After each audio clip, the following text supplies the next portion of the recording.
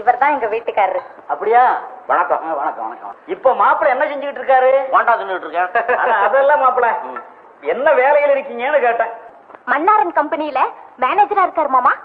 இவன் என் சிநேகிதன், அந்த கம்பெனில சேல்ஸ் மேனேஜரா இருக்கிறான். என்னது மன்னாரன் கம்பெனிலயா? ஏன் இருக்கப்படாதுங்களா? மாப்பிள்ள உங்க கம்பெனில முக்கியமான வியாபாரம் எது?